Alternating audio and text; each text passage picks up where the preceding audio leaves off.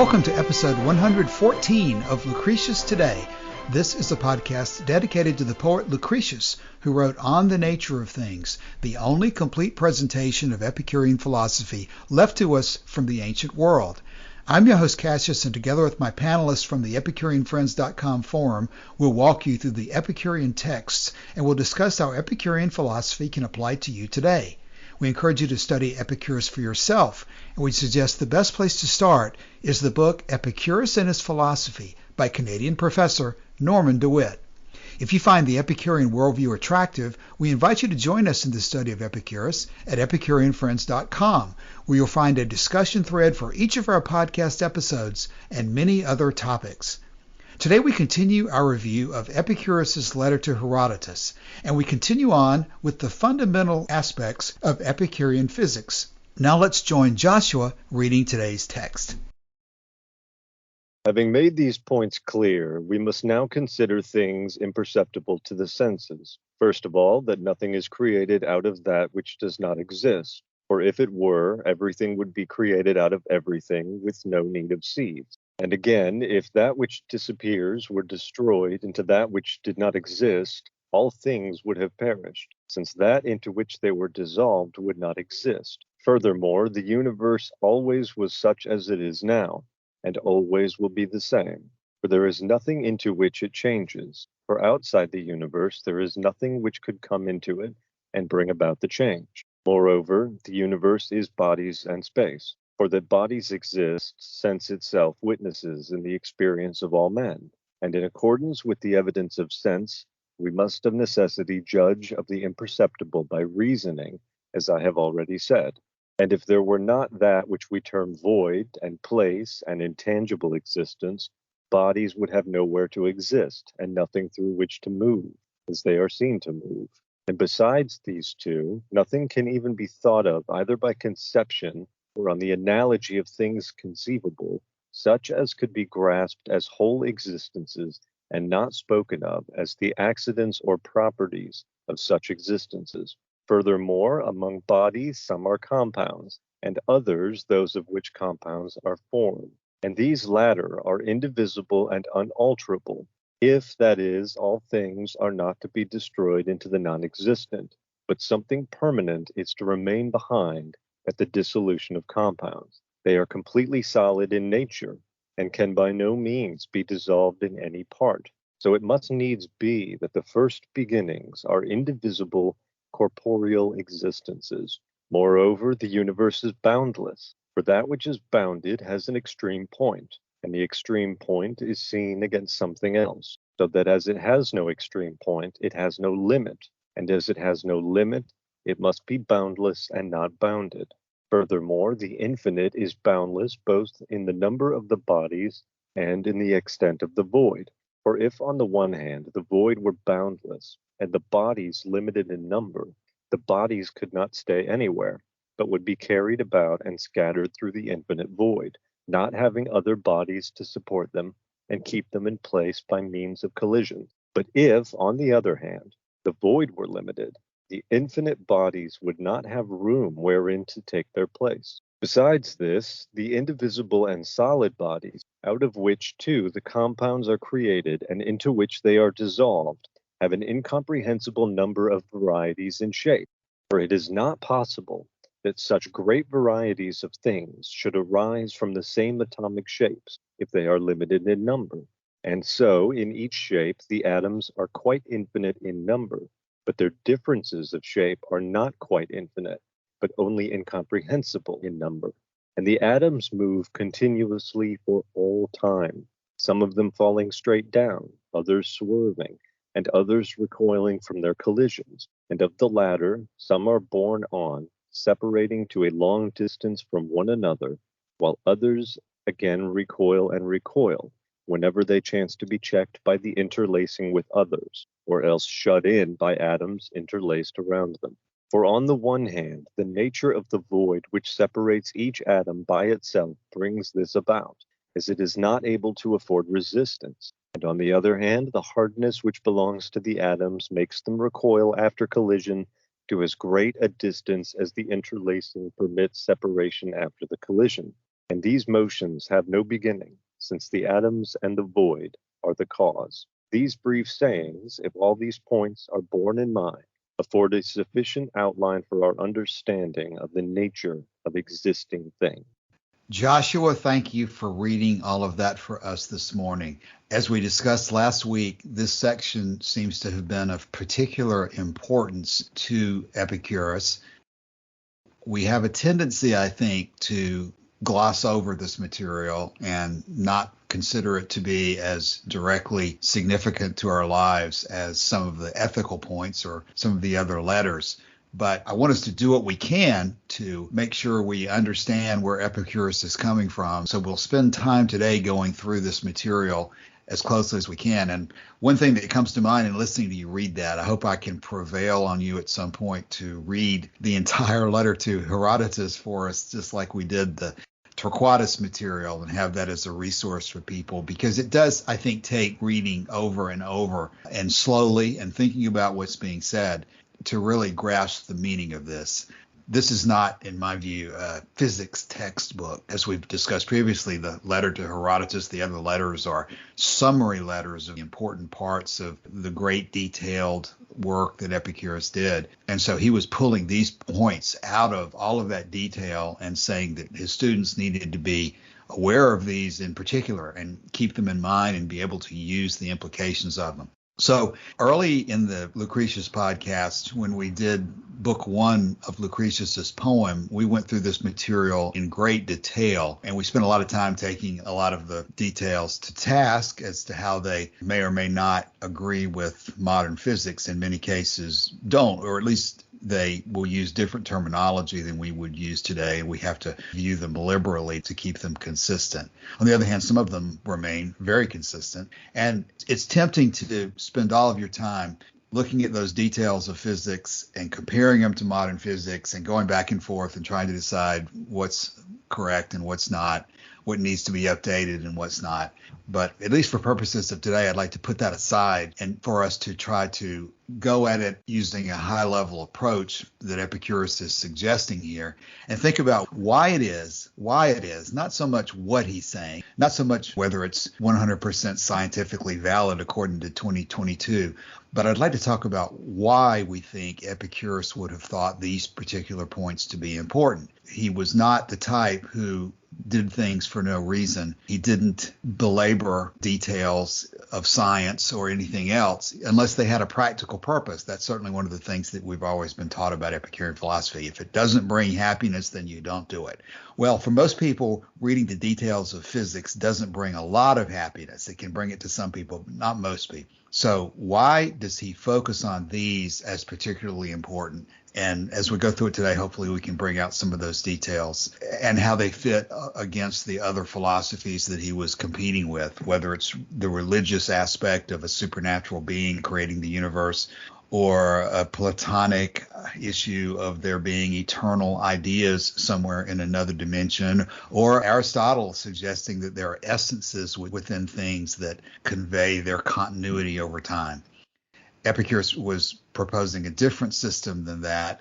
And so each of these major categories should have some relationship to a real world issue, at least real world in the Athenian logical debates of his time.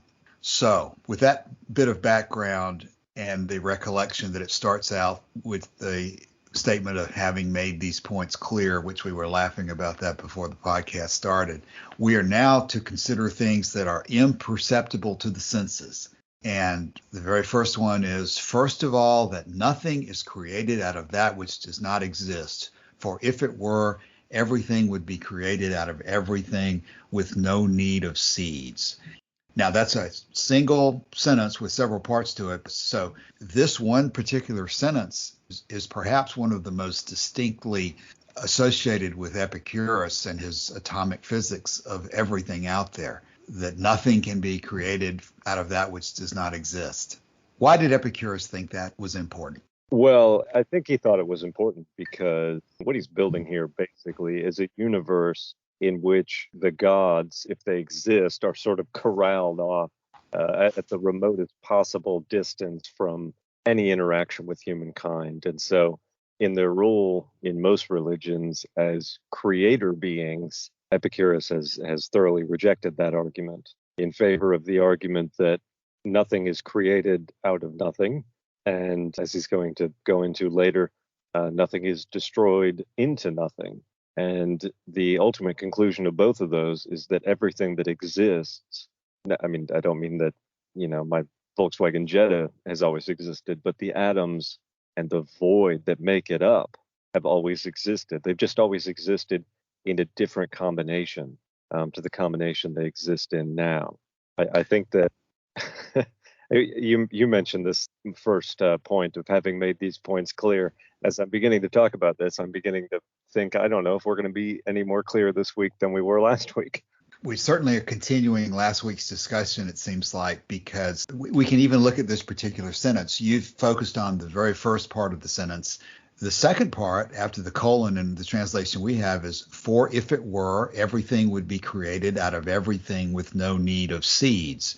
There's an observation going on here in that everything is not being created out of everything with no need of seeds. The implication, I think, here is that he has reached the conclusion that everything needs a seed. That's another term that needs to be viewed liberally. It needs to come from something else, obviously not necessarily a living seed like a tree would come from, but from another atomic structure or atom that combines with others to produce something larger.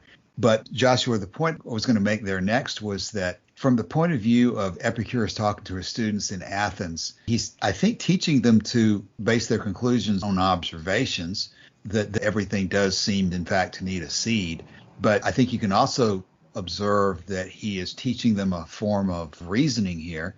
He's expecting them to understand something about contradictions, something about if everything that we see is consistent with one conclusion, then we have a right at some point to make a conclusion. We can look at the fact that everything needs a seed, and we conclude that everything is not being created without seed. And as I think about what I'm saying there further and stretch it back into the opening statement, he's using this observation that nothing is created without seeds to conclude, to articulate a rule that nothing is created out of that which does not exist. I think you can take that in his context here. He's not just making a simple observation. He's saying that you have observed enough, we've observed enough, humanity's observed enough to reach the conclusion that nothing has been created and is likely to be created in the future from nothing. What do you think about whether this is a rule that should be accepted as a premise going forward? Well, I like what you've done there. I like the way you've expressed this, that we don't immediately accept the first observation that we make. I think your phrase was, eventually we come to the point where we can make a conclusion. We make a conclusion after repeated observations, right?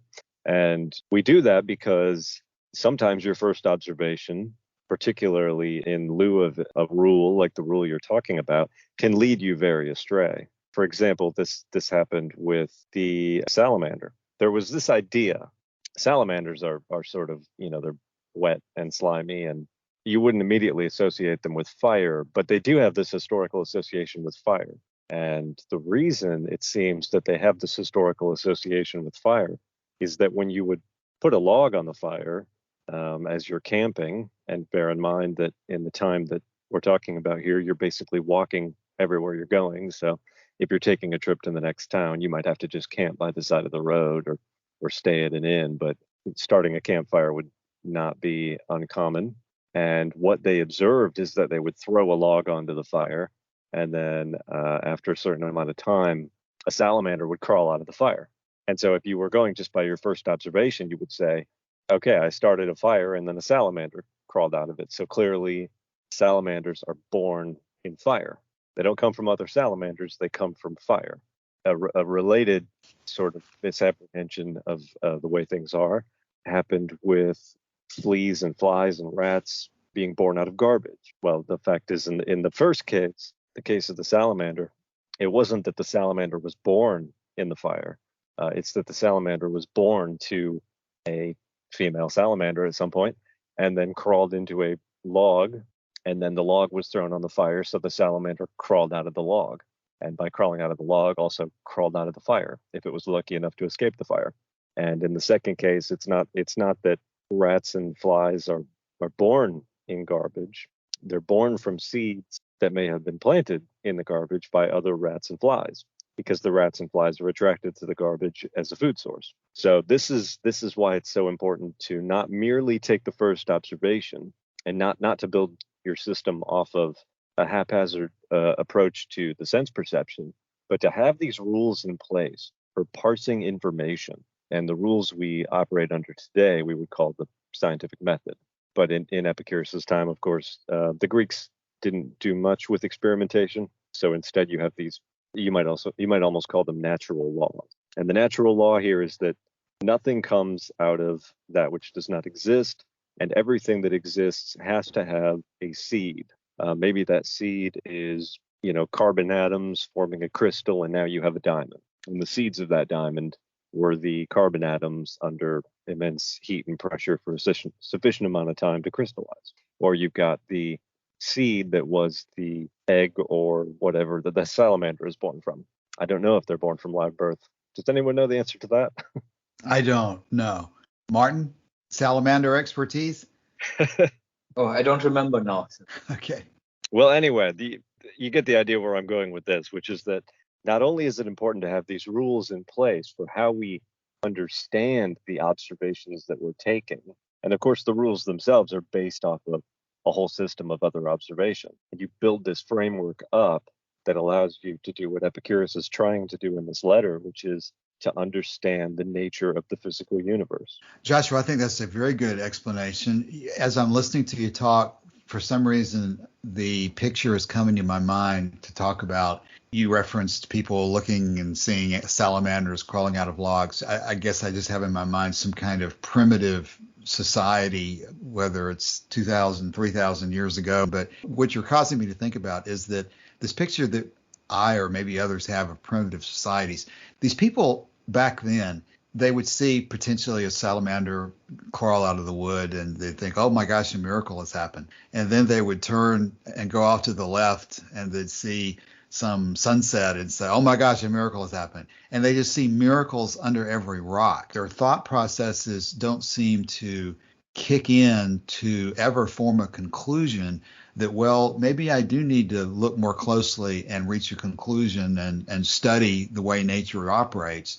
And if I do that, then maybe I won't be constantly thinking that every new thing I see is a miraculous event that was brought about by some supernatural God.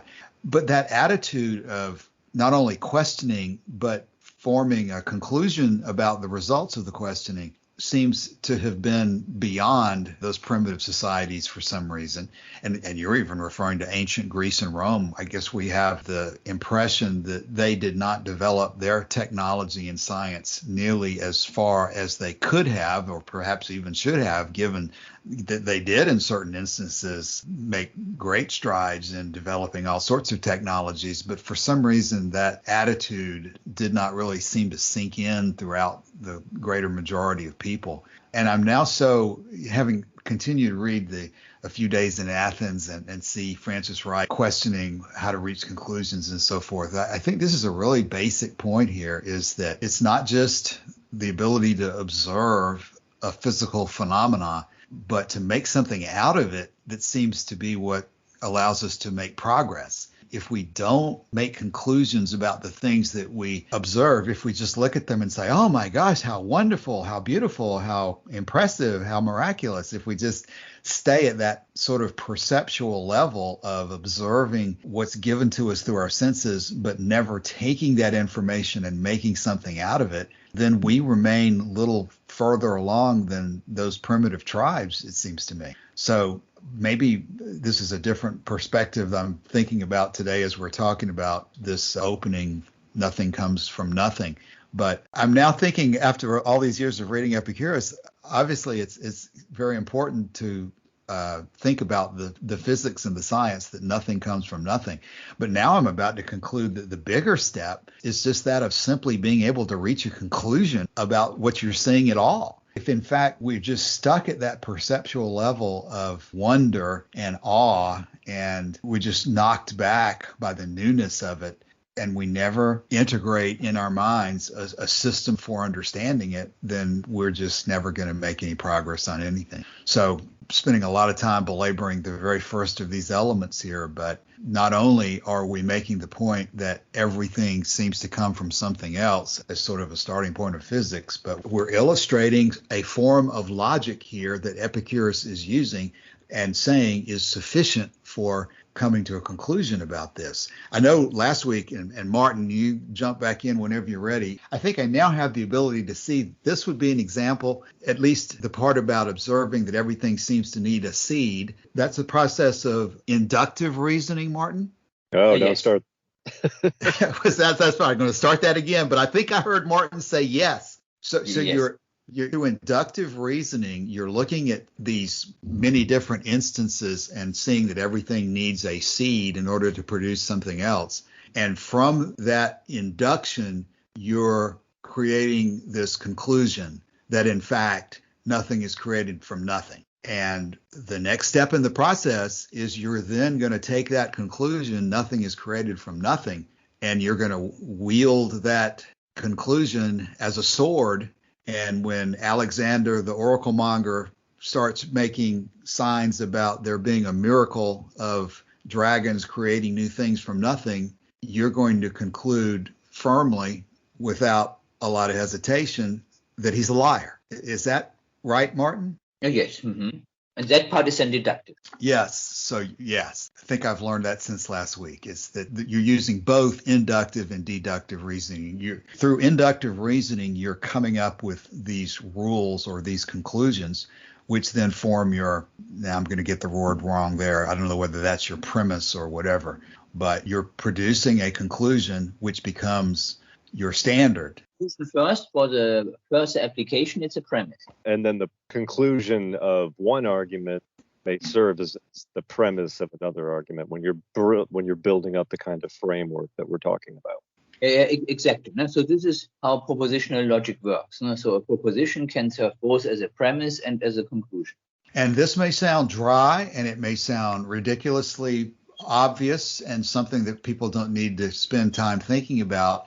But unless they understand what we're doing here, then I don't see how anybody can have confidence in anything. You're back in the position of that primitive tribe of walking through the jungle down the path, and everything new you see is totally new to you, as if it's just all miraculous and wondrous, and you don't even think to pick up a stick and make it into a hammer or turn it into a javelin to kill an animal to eat. You just continuously wander through life being awestruck in every direction and never make any progress. You could, Cassius, be a member of a primitive tribe, or you could be one of the great poets of the English language, because John Keats in the 19th century famously lamented that natural philosophy will clip an angel's wings, conquer all mysteries by rule and line, empty the haunted air and nomad mine, and weave a rainbow.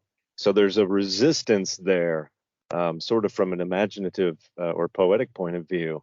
There's a resistance to pursuing propositional logic built on observation to its conclusions, because it's going to lead us to a place that seems to, as you say, strip the world of its miracles. And some people don't want that. But I think in the discussion, we underestimated primitive tribes. So most of them pretty much figure out what's going on in nature. And I think if we walk, because we are not often in the forest, when we walk in the forest, there are probably more miracles for us than for those primitive tribes. You're right, Martin. And my analogy to primitive tribes is unfair to primitive tribes, no doubt. They wouldn't survive very long at all if they were doing what I'm accusing them of doing.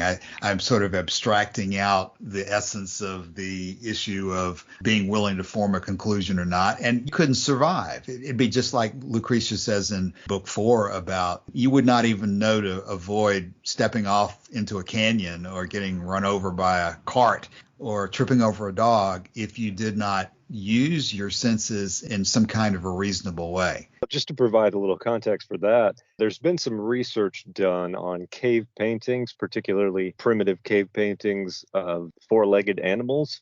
And what they've concluded was that these, what we are referring to them unfairly as primitive tribesmen, they actually were more accurate as to the anatomy of these animals than, Renaissance painters were.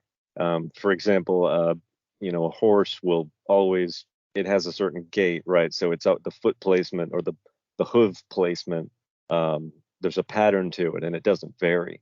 And while high painters of the Renaissance will tend to get this wrong, cave paintings generally will get this right because they're out there. They're out there in nature making observations all the time. And they're, in a sense, I guess I don't know how to express this, but they don't have as much of a culture to influence what they're seeing. And if they can't influence what they're seeing, they're just not going to control their environment, I guess, and improve their lives over time. Well, it means also that they're just making observations that are less, I don't know how to express this very well, but it's a purer kind of observation, right? Because someone who has a creed is going to bring to what they perceive a level of interpretation that maybe you're not going to bring to it if you don't hold that creed. If you're a Christian on pilgrimage in the Middle Ages and you're doing the Camino de Santiago to the Cathedral of St. James, you're going to see miracles because you're looking for them. But perhaps a more primitive person operating in a different time and place without that same context is going to see things quite differently. And maybe people in a primitive tribe living there out in nature do no more need to improve their life because from their perspectives, they have the best life possible. Yeah, I posted a video, and of course, I'm not going to be able to remember any of it. I can't even think of the guy's name. But there was a Christian missionary who flew into Central or South America, into the Amazon basin, and he visited this tribe, and he was trying to bring the gospel to the Pitaha tribe. And what he found, he's got this, I think it was a TED Talk maybe, he's got this video in which he makes the argument that the Pitaha are the world's great empiricists. They're hidebound to perceiving things with their senses, and they're immediately skeptical of things that they don't perceive with their senses. He even says that this reflects in their grammatical structure. When you give someone a piece of information, right? Like, for example, there's a panther in the woods or whatever it happens to be. There's a grammatical ending to how you say that will indicate to the person who's listening how you got your information, whether you saw it with your own eyes, whether you heard it at secondhand, or whether you deduced it from or induced it from the local environment. Maybe you saw a footprint or something and you concluded that there was a panther in the woods, and now you're going to go tell someone else, but you're not just going to go tell them that you saw it. You're going to tell them what the information is and how you got it. And then they're going to be able to examine that for themselves and decide whether or not they believe it. I'll try to remember to post that video on the forum thread for this episode. It was really interesting, and I think it bears pretty heavily on what we're saying, because the upshot for this guy, whose name I really wish I could remember, was that he totally failed. Not only did he fail to convert the Pitaha to Christianity, which they wanted nothing to do with it, they were asking him questions like, Jesus, is he tall or is he short? Is he skinned like us or is he pale skinned like you? And this guy was repeatedly saying, I don't know. I never met him. And the Pitaha would say, well, if you never met him, what did your father say? He must have met him. And they said, no, he said, lived a long time ago. I never met him. Nobody I know has ever met him. Nobody who's alive today has ever met him. And the Pitaha would respond, why are you telling us about him then? This guy who lived so long ago that nobody alive even remembers him, why are you trying to convince us something about him? This has nothing to do with us. So not only did he fail to convert them to Christianity in the process, this Christian missionary who underwent some severe hardship to go into the Amazon basin and learn their language so that he could try to convert them, he ended up converting himself to atheism in the process. I remember you're telling that story on the forum or somewhere else, Joshua. We'll definitely get a link to that and put it in the show notes for today's episode, because that was a very interesting story. And, as I listen to it, the issue about conveying to other people why you're telling them something in regard to this first sentence here. First of all, nothing is created out of that which does not exist. When you go back over to Lucretius, it looks to me like that equivalent line is 146 in Book 1. And so I wonder what exactly was going through Lucretius's mind as he wrote this, but I presume Lucretius probably had the letter to Herodotus to refer to as well when he was composing his poem. So he's seen Epicurus make this point that, first of all, nothing is created out of that which does not exist. But when Lucretius translates it into poetry over at line 146 of Book 1, he says this. He says, "This terror, then, this darkness of the mind, must needs be scattered not by the rays of the sun and the gleaming shafts of day, but by the outer view and the inner law of nature." And here it is. "Whose first rule shall take its start for us from this, that nothing is ever begotten of nothing by divine will."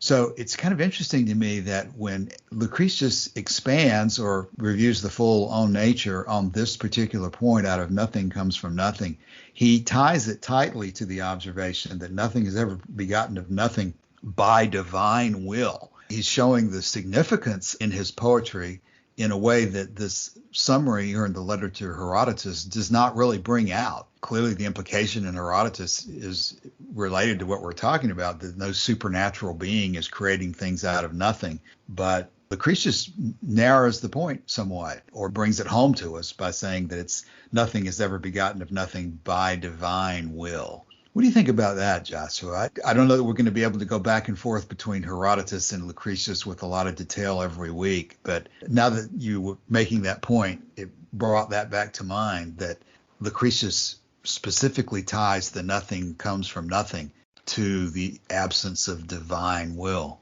Yeah, no, that's great. There's the famous hymn to Venus ends with this passage which scholars think was probably put into the margin by a scribe to sort of, show that Lucretius was confused, because it ends with that passage that says, "For the gods must exist in deepest peace, far removed from humankind or human life," or however he phrases it. And the theory goes that this is somehow a contradiction of the hymn to Venus. But immediately after he goes into this, right, he goes into this, nothing is created out of nothing by divine will. So in my view, there is no confusion. This is confusion invented by scholars who are just misreading it. But Right. In fact, Joshua, what's the name of the tribe you're talking about?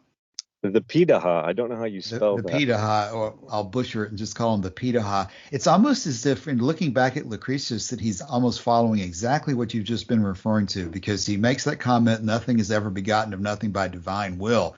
But rather than go straight into, and also nothing is destroyed to nothing, he explains why it's important, because he says immediately, "Fear, forsooth, so constrains all mortal men, because they behold many things come to pass on earth and in the sky, the cause of whose working they can by no means see, and they think that a divine power brings them about. Therefore, when we have seen that nothing can be created out of nothing, then more rightly after that shall we discern that for which we search, both whence each thing can be created and in what way all things come to be without the aid of the gods." And that's not even the end of it there. But Lucretius, and no doubt Epicurus in the full book, went ahead after each one of these points with the explanation of why it's significant. And hopefully, if we run into something as we go through all this that we can't exactly figure out why it is significant, we might even be able to find a clue or a full explanation in Lucretius. So by knowing that things come from nothing, that's going to be one of the building blocks by which we just don't get scared every time something new happens to us and think, oh my gosh, it came from nothing at the will of a God. So anybody who thinks that this is just a physics lesson, that's not the way it would have been presented back in the ancient world, and it's not what we're doing in Epicurean philosophy. It's not teaching physics. It's teaching confident thinking to live happily. That's it. Okay, well, do we wish to blaze ahead at lightning speed to get to this third sentence of our discussion today before the podcast episode ends?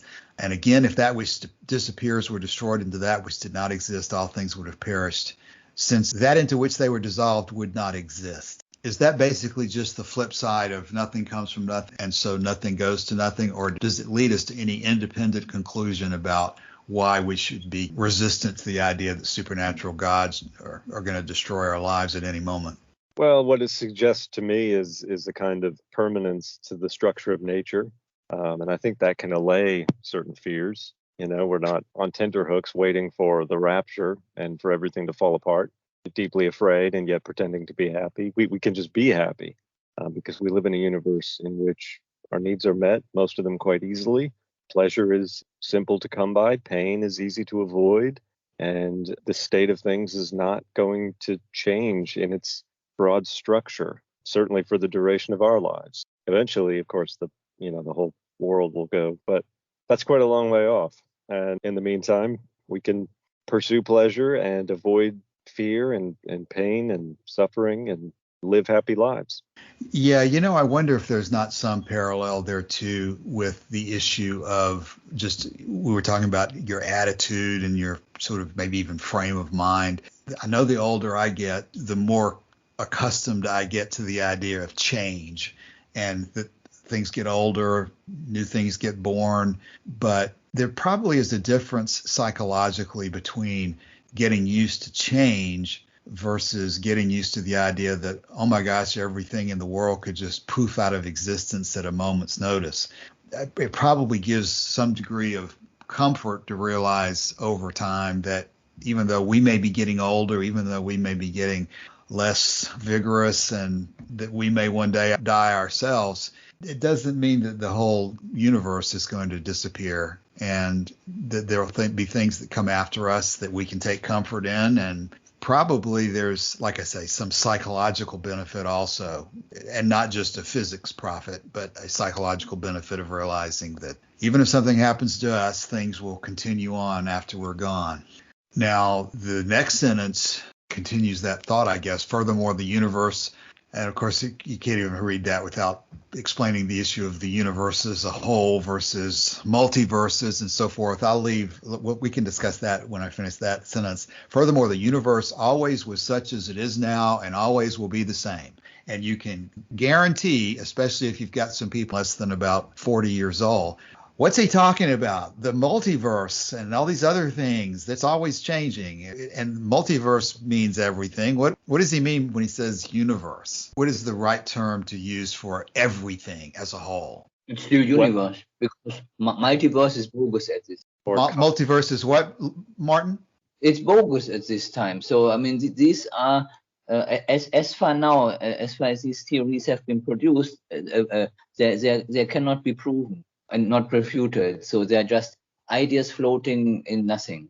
Well, first of all, I know when I was growing up, I was always taught that the sort of classical Western viewpoint is that the word universe was intended to refer to everything, and that it was not intended to be some cosmos or some constellation or anything less than everything.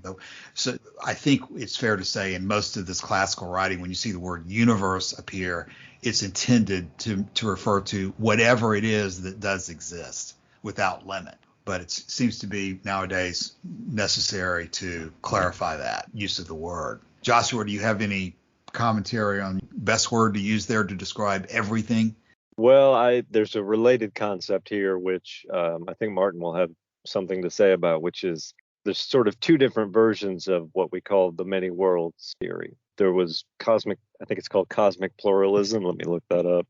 There was the view that Giordano Bruno was killed for, or at least that was one of the reasons he was killed, which is the idea that you find in Epicurean philosophy and in Lucretius, that there are other worlds, simply meaning, I guess in the context of the way we would think about it, other planets or other galaxies in which the physical constraints of the universe are the same there as they are here.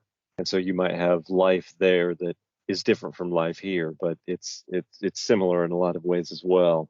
Cosmic pluralism, or the plurality of worlds, describes the belief in numerous worlds in addition to Earth, possibly an infinite number. And we would contrast that with, I think, what Martin would be happy to call the many worlds theory, which I think has some relation to this idea of the multiverse. Maybe Martin has more to say about that. Yes, I mean, there are variants of it.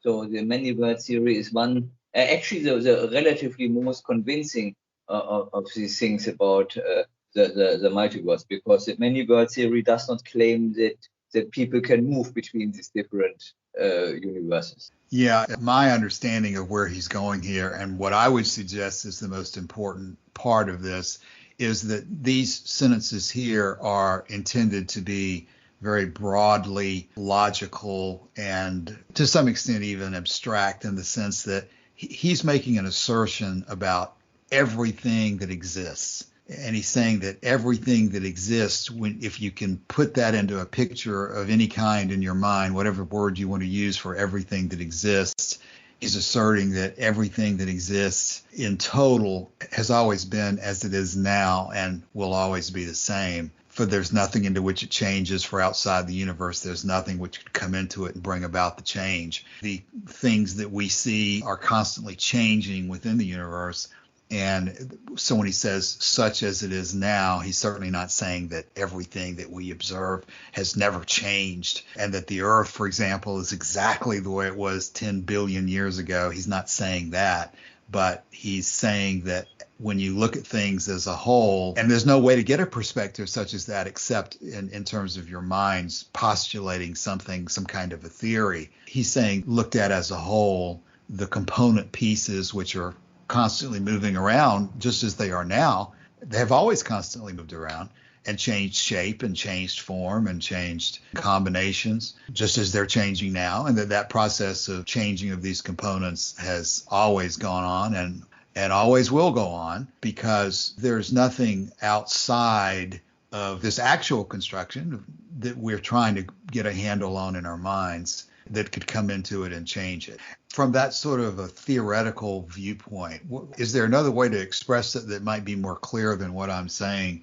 It's pretty clear that the obvious implication of it would be that everything that exists means that there's nothing that doesn't exist. When we say supernature, that's sort of a postulate that a god or something else exists outside of our ability to travel to it. And he's saying there's nothing that exists outside of the framework of reality that we're in. Well, there's kind of two directions I want to go here. One is just to make the point that what we're really talking about here is sort of a primitive formulation of what we would now call the law of the conservation of matter. The matter is neither created nor destroyed. As is usual in these cases, the theories of Epicurus and the ancient world don't necessarily perfectly map on. Although later on, we're going to come to Isaac Newton's second law of motion in number 43 in this section, which is almost unique, I think, in the ancient world compared to what other people were postulating. But we'll probably get to that next week. The other thing I would like to just offer up for consideration, there's this quote preserved by Cicero from a Roman comic poet named Caecilius Statius, and he says one plants trees for the benefit of another age. I think the meaning of that is fairly obvious. If you plant an oak tree, by the time it's big enough for anyone to enjoy its shade, you'll probably be long dead. The point, though, is that there's a legacy to it, and there's this sort of handing something off to your fellow man that they will in turn be stewards of and pass off in their time. And the impetus to do that exists because we have this kind of reasonable supposition that things are going to more or less endure, at least in any reasonable human scale of time that we could talk about.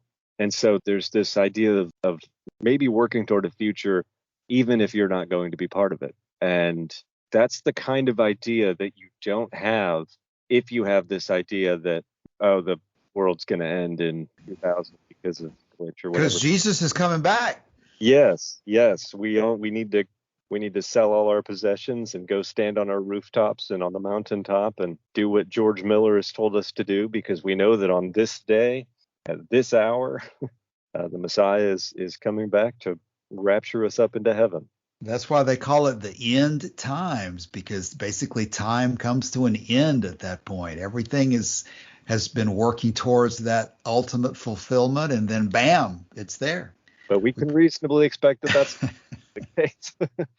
If we could reasonably expect that that was the case, if the evidence was there for that, we would organize our lives along a certain path by a certain method. And so we have to do what we can to come to a conclusion as to whether we think that's likely to happen or not, because it will have incredible practical effects on the way we organize our lives. Yeah.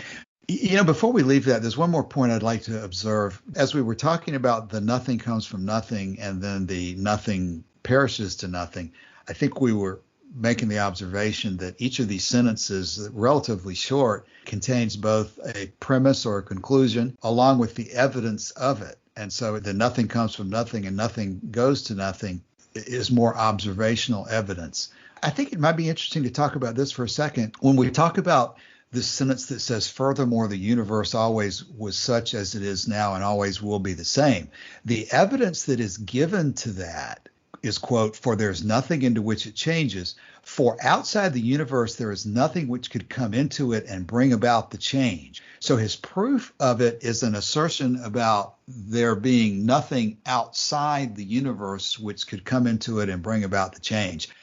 If you see where I'm going there, that's much more, to me, a logical deduction based on some kind of a, how would you describe it, a theory? Or it's not something you can observe, because almost by definition, you can't observe there being something outside the universe. Is there a point to be made there that this particular assertion is based on something other than observation?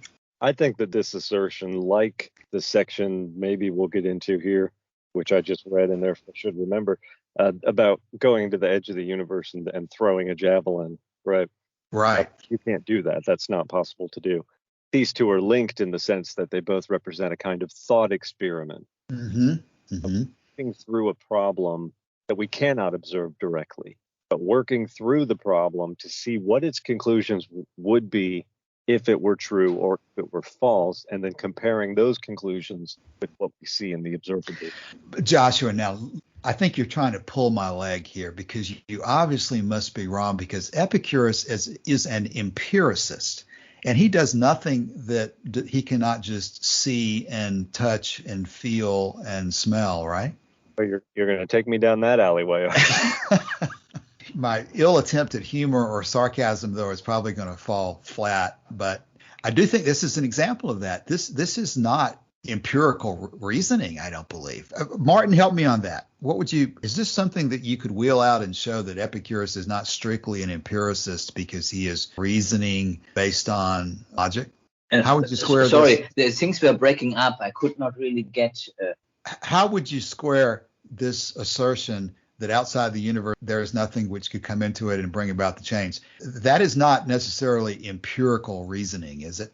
It's definitely not empirical, but Epicurus thought of apparently about a very basic theory which would help him provide explanations for everything what needs to be explained, and then he came up with this one. But this is then something what he obtained by we can't even say he derived.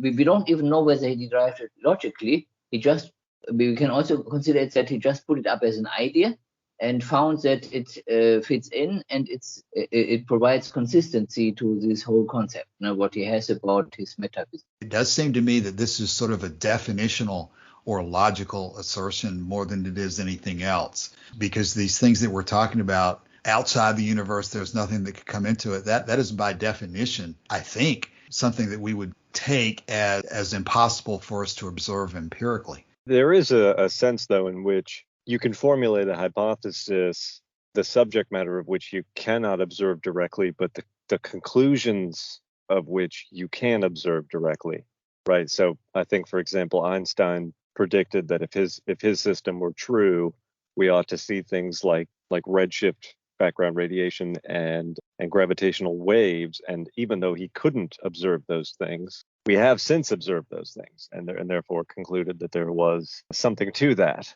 So it's not always the case that just because you can't observe a given phenomenon, you can't know anything about it.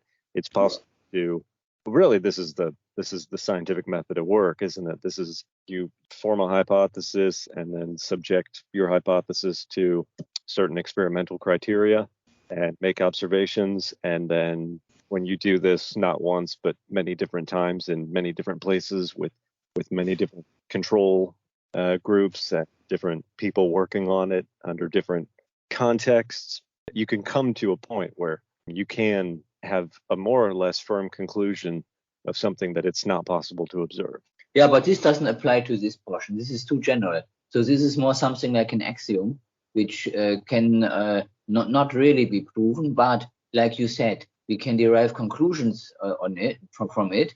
And if these conclusions are not refuted by observation, then at least it is not that axiom is not refuted. No? So it fits at least. No? So we don't know whether it's true in some sense or not, but at least in some sense it works. Right. Yeah. Tentatively. Yeah. This is probably a deep subject here that's deep enough to take us to the end of the podcast today. So probably won't try to read beyond this particular point. But the reason I thought it was important, and I think it still is, gets back to this issue of we don't need to just dismiss, especially the level of the Herodotus outlining of physics. This is something that's very important to understanding his thought processes. He is taking his observations and he's reaching conclusions from them in a way that we need to understand. We may end up disagreeing with something that he reaches the conclusion about, but the very fact that he's doing it is probably going to lead to some interesting discoveries or understanding about where he's really going with his philosophy. In trying to reconcile what Joshua and Martin were just saying about, as I was listening to you, Joshua, we don't observe atoms, which is what we're going to be talking a lot about. We can't observe those directly. And yet he ends up making a lot of, there's things that we can't observe directly like atoms, but we can still get a lot of evidence about because they inhabit the world around us, and we're making judgments about things that are clearly perceptible to our senses. When you start making assertions about the edge of the universe or how big it is or whether there's anything outside it or not, you've really jumped to the other level of not only can you not touch the edge of the universe, but you're not anywhere close to it, or you're not able to touch things that seem to come into your own house like you can with atoms.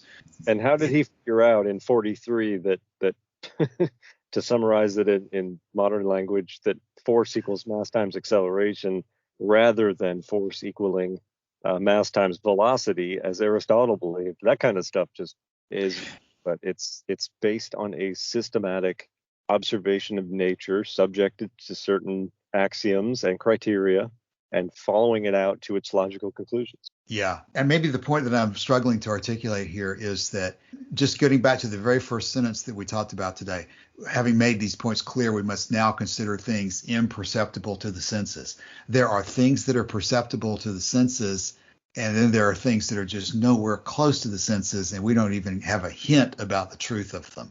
And there's going to be, it looks like, a sliding scale of accuracy to which we can make assertions, and we're just going to have to get comfortable with the idea that our assertions about the edge of the universe are not going to be as reliable as those assertions about the salt shaker on the table in front of us. There's a variety of levels of information that we have about things that the senses and the anticipations and feelings can provide to us. And there's huge categories, unlimited categories of things that those faculties just give us no information about whatsoever.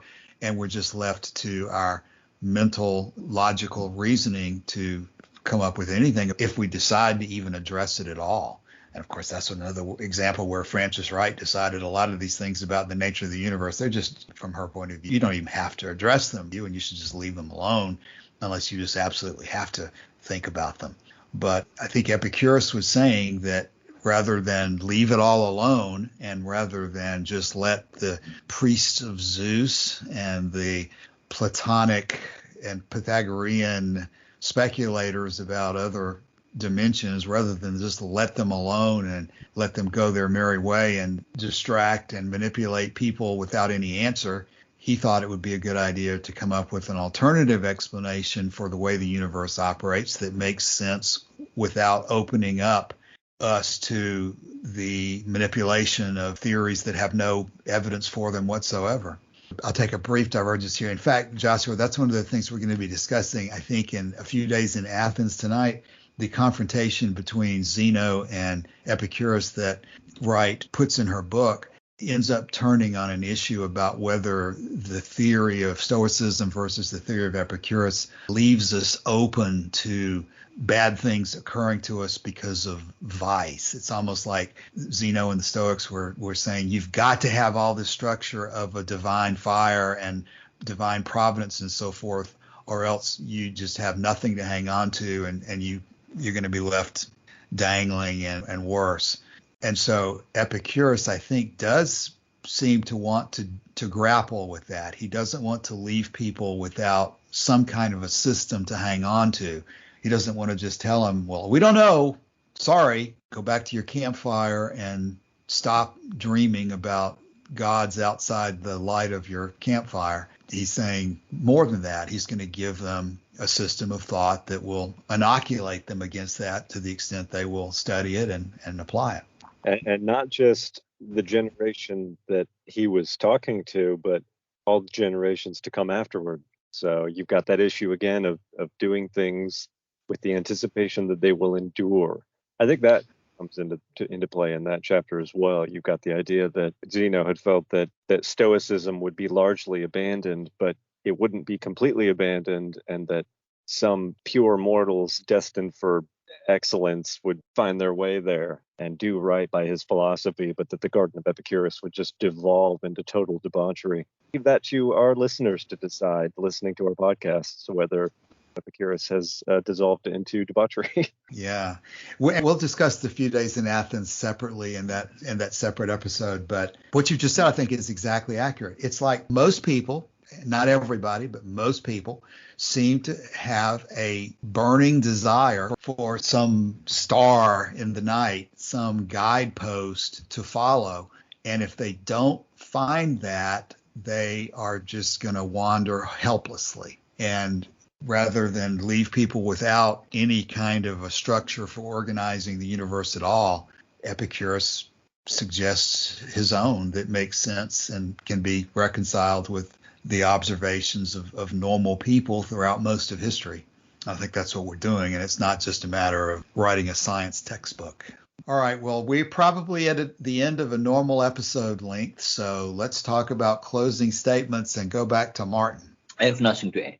Okay. Joshua, we've been kind of wandering for a while here in this episode, but I do think a lot of it's been very good and important. So how can we bring it home as we close? Well, we have been wandering, but not over the kind of treacherous shoals that we were dealing with last week, and which I don't think we were able to satisfactorily conclude.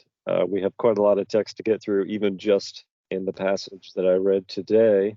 And it's so interesting, and I'm really excited to keep plugging away at it, because if you're not reading Epicurus in his own words, or at least his words in translation, you can't be certain that you're really getting to the heart of his philosophy. Okay, well, you've prompted me to say this in closing. It's something that I discussed with Martin before the episode today started.